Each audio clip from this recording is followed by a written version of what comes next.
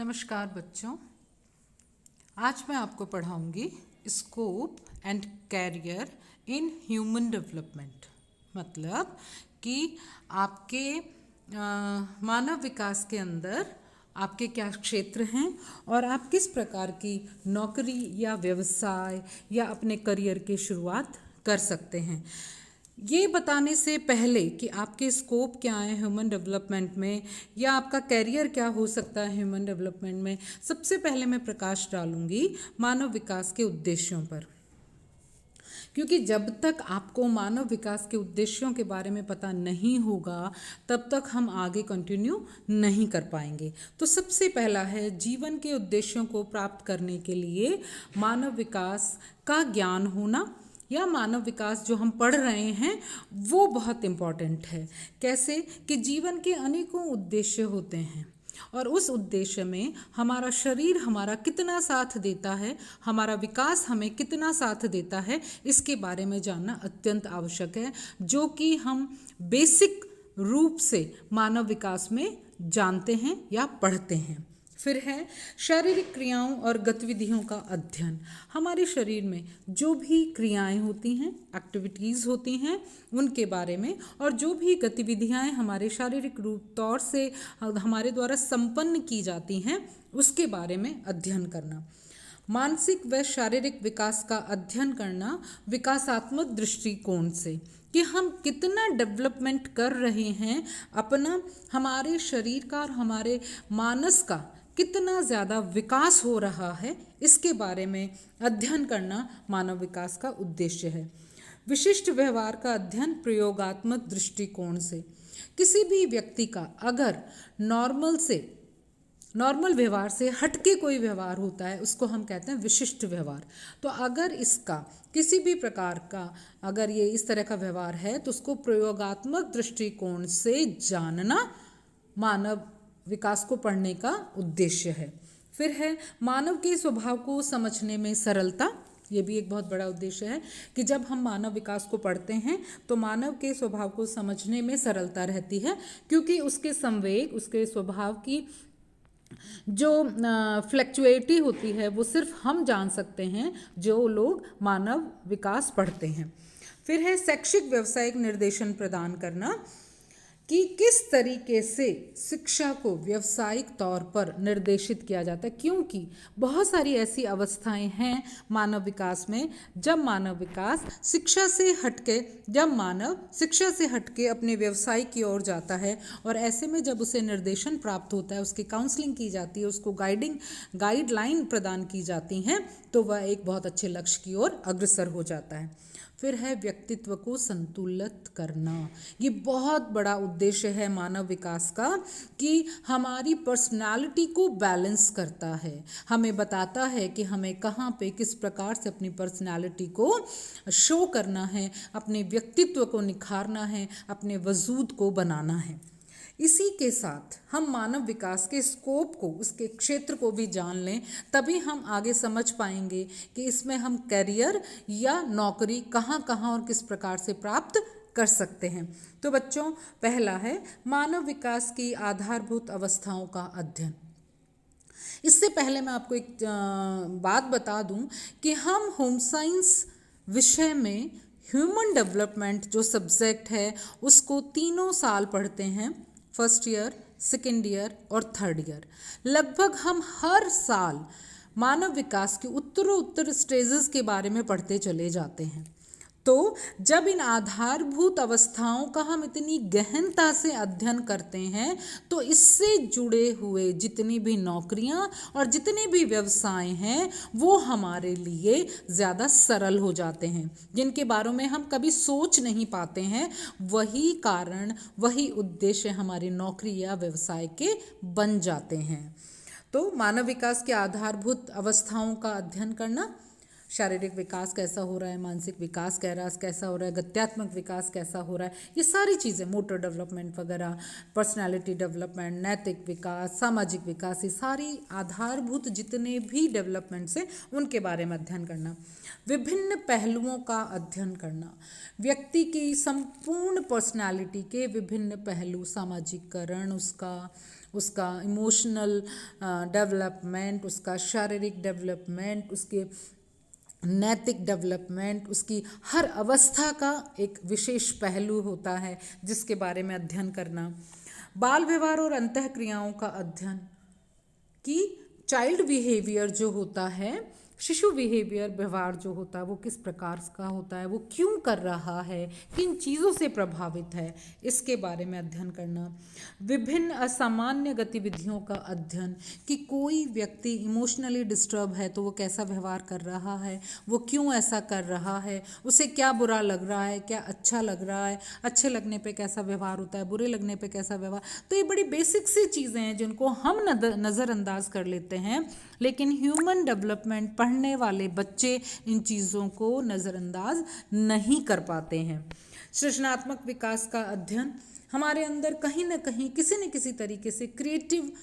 Creativity छुपी होती है और उस क्रिएटिविटी को अलग अलग तरीक़ों से बाहर निकालना, टीचिंग एड के मार्फत, बच्चों की एक्टिविटीज़ के द्वारा, इसके अलावा और भी बच्चों के मनोवैज्ञानिक स्ट्रेस को कम करने के लिए हम एक्टिविटीज़ करते हैं जिससे कि हमारे अंदर का जो भी क्रिएटिविटी है वो बाहर आ जाए। तो उसके बारे में हम अध्ययन करते हैं अलग अलग तरीके के प्रयोग करके। समायोजन संबंधी समस्याओं का अध्ययन, आज हम अपने परिवारों में देखते हैं कि एडजस्टमेंट इतना पुअर है, इतना ख़राब है। ऐसे में समायोजन संबंधी समस्याओं का हम देखते हैं, पढ़ते हैं, प्रयोगात्मक तरीके से उसका विश्लेषण करते हैं और निष्कर्ष निकाल के हम उसमें अच्छा समायोजन करने की कोशिश करते हैं। तो ये सब ह्यूमन डेवलपमेंट में संभव है। फिर है अभिभावक बालक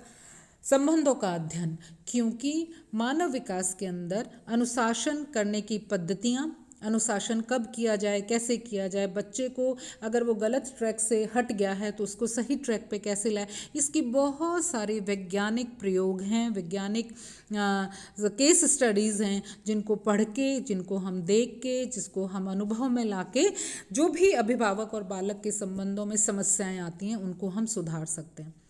आपको समझ आ गया होगा बच्चों कि ह्यूमन डेवलपमेंट के अंदर इतने सारे क्षेत्र हैं कि जिस भी किसी क्षेत्र में हम स्पेशलाइजेशन कर लेते हैं, कोई सर्टिफिकेट कोर्स कर लेते हैं, कोई डिप्लोमा कोर्स कर लेते हैं, तो हमारे लिए आगे जॉब और बिजनेस करने के बहुत सारे चांसेस बन जाते हैं।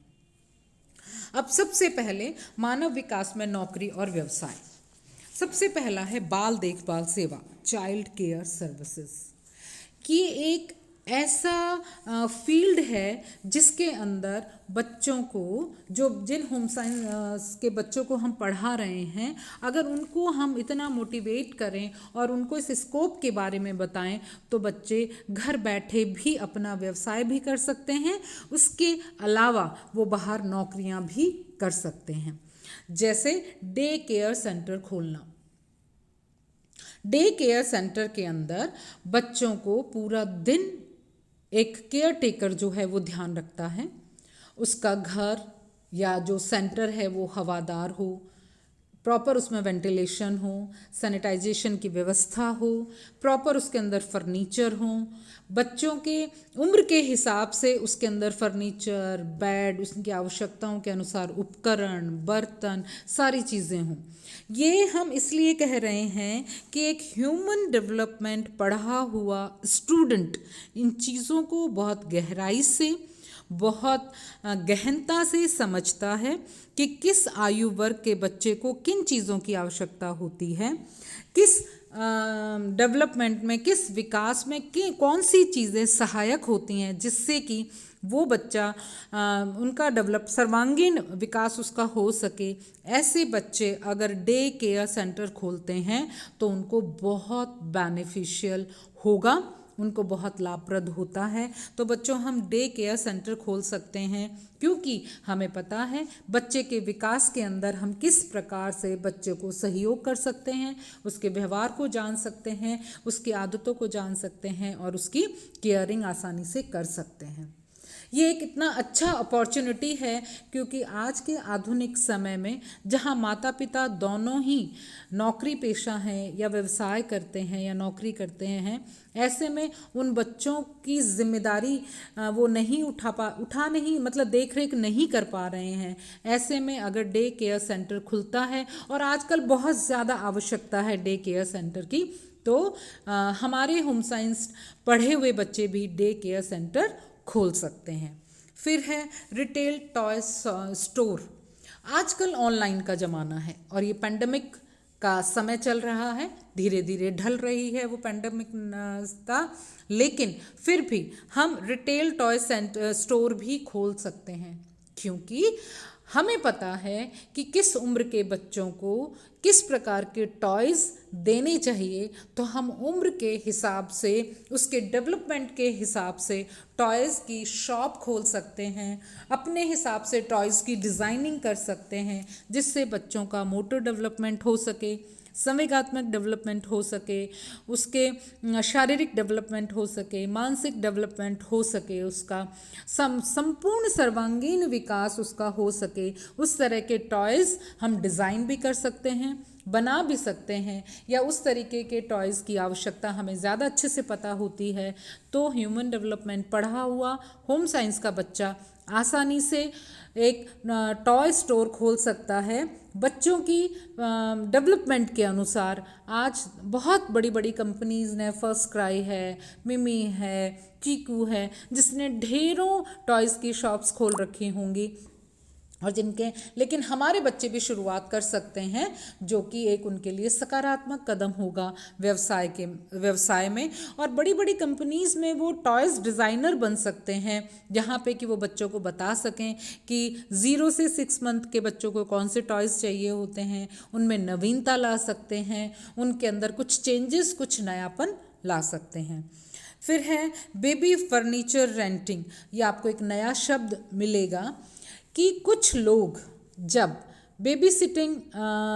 सेंटर खोलते हैं या फिर डे केयर सेंटर खोलते हैं, और उन्हें पता है कि डे केयर सेंटर परमानेंट नहीं है, तो वो अपने घरों में जब टेम्परेरी डे केयर सेंटर खोला जाता है, ऐसे में फर्नीचर वो परमानेंट ना लेके रेंटिंग का फर्नीचर भी ले सकते हैं, और आजकल ट्रेंड में है ये चीज़ें। तो आप इस तरह का स्टोर भी खोल सकते हैं, जहाँ पे छोटे बच्चों के जो फर्नीचर हैं, बेबी फर्नीचर हैं, उनको आप रेंट पे दे सकें। इसके अलावा आप जो भी छोटे बच्चे हैं, उनको किस प्रकार का फर्नीचर जो है की आवश्यकता होती है, छोटा बच्चा उम्र के हिसाब से, विकास के हिसाब से उन बच्चों को किस प्रकार का फर्नीचर, किस हाइट का फर्नीचर, किस चौड़ाई का फर्नीचर, कितने भार का फर्नीचर, किस डिज़ाइन का फर्नीचर, किस कलर का फर्नीचर, किस मेटल का फर्नीचर, हम जानते हैं बहुत अच्छे से कि किस अवस्था में किस तरह के फर्नीचर की आवश्यकता होती है। तो हम बच्चों के लिए बेबी फर्नीचर रेंटिंग की शॉप भी खोल सकते हैं। नेक्स्ट है शिशु देखभाल उत्पाद। क्योंकि हम एक संयुक्त परिवार में रहते हैं और हमें ये पता है कि किस बच्चे को किस प्रकार के उत्पादों की आवश्यकता होती है जैसे जैसे उम्र बढ़ती जाती है। तो अगर इस तरह के रिटेलिंग शॉप्स या इस तरह के दुकानें खोली जाती हैं या हम शॉप खोल लेते हैं, तो ये हमारे लिए, हमारे बिजनेस के लिए बहुत अच्छा होगा, और हमारी जो पोटेंशियल है उसके लिए।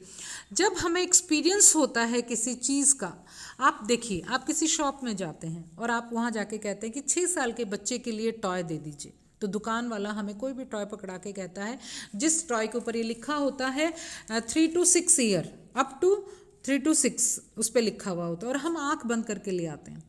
लेकिन ह्यूमन डेवलपमेंट पढ़ा हुआ बच्चे को पता है कि 3 साल से लेके 6 साल तक के बच्चे में कौन कौन से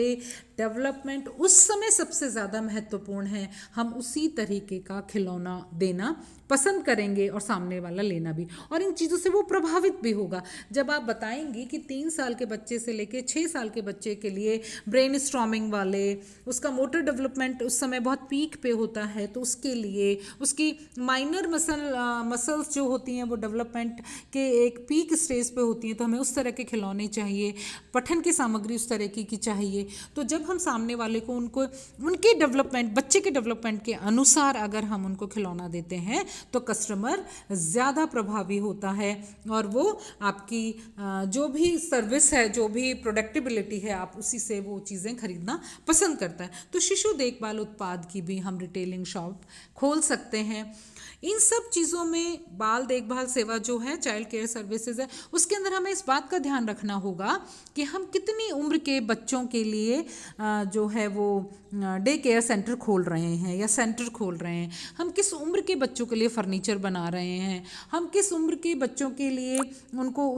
मतलब प्रोडक्ट्स इस्तेमाल करने के लिए दे रहे हैं या सजेस्ट कर रहे हैं। तो इस बात का ध्यान रखना होगा। अच्छा होगा कि हम एक पर्टिकुलर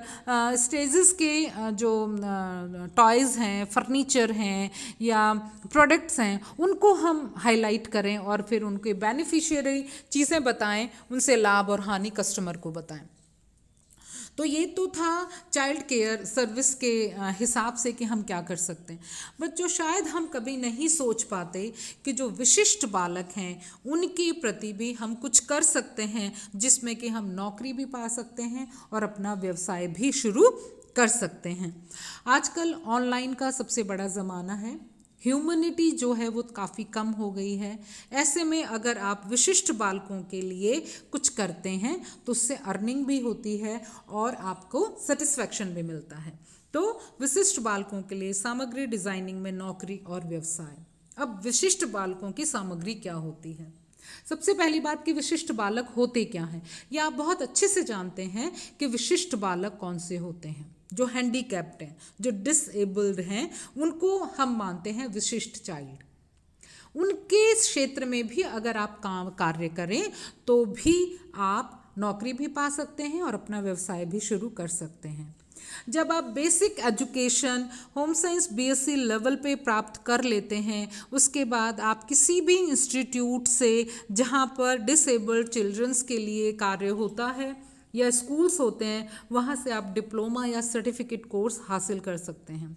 उसको करने के बाद आप बहुत अच्छे से आगे की जो चीज़ें हैं उनके अंदर आप जॉब या व्यवसाय को ट्राई कर सकते हैं। इसमें पहला है शिक्षण सामग्री डिज़ाइन करना। जो डिसेबल्ड बच्चे होते हैं उनके लिए एजुकेशनल मटेरियल तैयार करना, पोयम जैसे जो जिनको दिखाई नहीं देता है उनके लिए ब्रेल लिपि में हम कोई पोयम तैयार करें, कोई शिक्षण सामग्री तैयार करें जिससे कि बच्चा छू के बता दे कि ये क्या चीज़ है, हम उनको क्या कॉन्सेप्ट देना चाहते हैं। इसके अलावा उन बच्चों के लिए होममेड संवेदी शिक्षण सामग्रियां देना, जैसे कि रफ टच कैसे होता है, रेक्टेंगल किस तरीके से टच होता है, इसके अलावा आपका क्या बोलते हैं स्क्वायर कैसे टच करोगे, सॉफ्ट टच करके देखने पे सॉफ्ट कैसा दिखा महसूस होता है, हार्ड क्या होता है, रफ क्या होता है, एट्सेट्रा। हम उनके लिए शिक्षण सामग्री तैयार कर सकते हैं जिसका अभाव हमारे इंडिया में ईसीसी में भी है और विशिष्ट चाइल्ड्स के लिए भी है। दूसरा है कार्यात्मक परिधानों का डिज़ाइन और निर्माण करना। जो विशिष्ट बालक होते हैं किसी न किसी एरिया में वो डिसेबल्ड होते हैं,